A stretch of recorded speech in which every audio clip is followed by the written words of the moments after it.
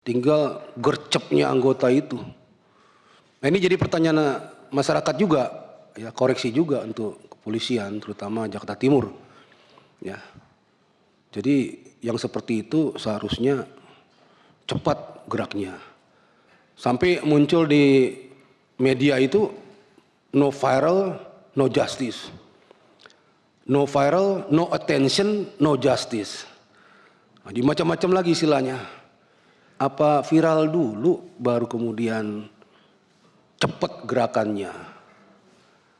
Ini juga pelajaran bagi kepolisian di tempat-tempat yang lain. Ya, apapun kasusnya, siapapun pelapornya, itu perlakuannya sama di muka hukum. Ya, Polri diberi negara, dikasih kewenangan, dikasih perlengkapan untuk penegakan hukum. Siapapun yang bermasalah dengan hukum, tidak pilih-pilih, kerjakan itu. Ya. Namun demikian saya apresiasi sama Polres yang akhirnya bisa menangkap pelaku. Kalau masalah pelaku kemudian disinyalir, katanya ini ya, ada perkembangan pemikirannya agak terbelakang, itu jangan diterima mentah-mentah. Ya, harus diobservasi dulu kalau memang perlu. Di tempat yang ditentukan, baru disimpulkan oleh pihak yang punya keahlian tentang itu. Ya, kalau tidak, berlakukan dia seperti orang-orang atau pelaku atau tersangka pada umumnya. Ya, melakukan penganiayaan berat, ya hukumannya ada. Ini koreksi saja kepada Jakarta Timur dan kepada seluruhnya anggota kepolisian. Jangan pilih-pilih dalam menangani kasus, jangan nanti-nanti. Kalau prinsip saya itu makin cepat ditangani, makin cepat terungkap. Karena semuanya mesti segar. Terlalu lama makin kabur. Ada distorsi. Apalagi nanti ada yang datang, itu sahabat saya, itu teman saya. Tolong Pak dibantu. Nah itu lebih parah lagi nanti penyelesaiannya. Ya, kasihan korban ini. Apalagi sampai kehilangan motor ya, udah jatuh timpa tangga, ditipu pula. Ya barangkali Pak Kapolres berkenan mungkin itu motor yang hilang ya, supaya kembali lagi cari pelakunya atau bagaimana. Pak Kapolres ya, kasih tahu lagi anggotanya supaya lebih gigih lagi dalam rangka menangani kasus-kasus yang dilaporkan. Kemudian Pak Kapolda Kalteng, Pak Joko ini junior saya, sahabat Pak saya Rikwanto juga. sedikit, Pak Rikwanto sebelum ke ini terkait tadi pelaku, pendalaman sedikit Pak. Jadi gini Pak Kapolres, juga jangan sampai itu nanti diarahkan menjadi alasan pemaaf, ya. Ketidaknormalan dia dalam konteks kemanusiaan memang begitu tega, ya, melempar perempuan dengan alat-alat sebesar itu, ya, memang nggak masuk nalar.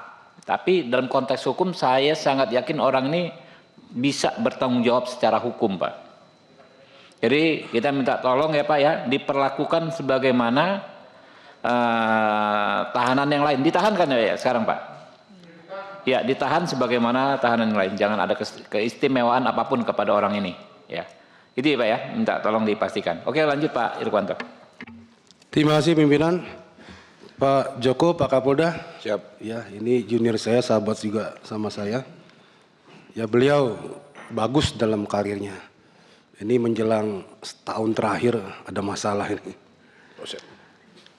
Yang kami soroti adalah kenapa begitu mudahnya anggota Polri pegang senjata kemudian menggunakannya kepada pihak lain.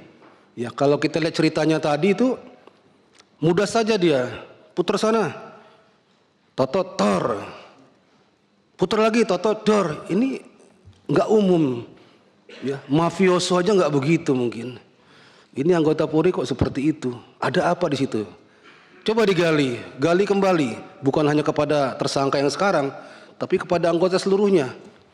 Ya, tadi disampaikan oleh Pak Kapolda, yang bersangkutan terdeteksi ada pakai sabu, gitu ya. Tapi saya lihat ini pemeriksaannya setelah 10 hari kemudian ditemukan sabu. Kan dia ditentukan sebagai tersangka itu setelah seminggu lebih ya.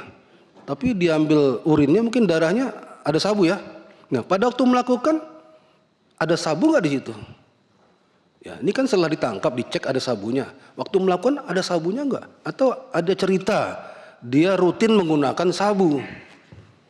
Ya, pemasoknya dari mana? Belinya dari mana? Bagaimana dia menggunakannya?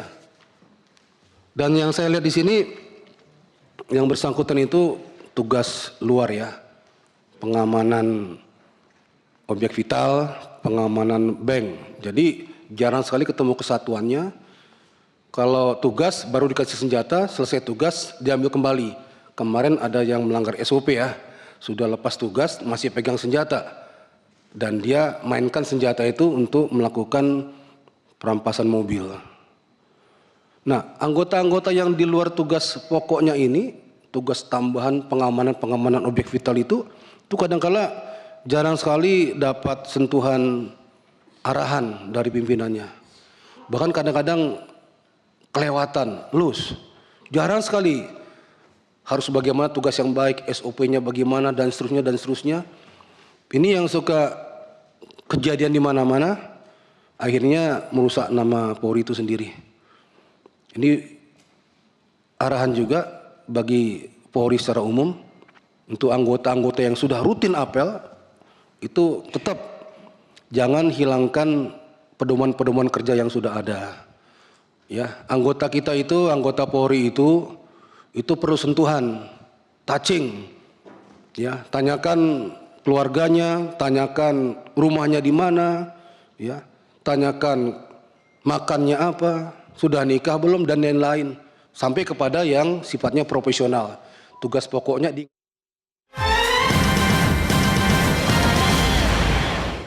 Jelajahi cara baru mendapatkan informasi. Download Metro TV Extend sekarang.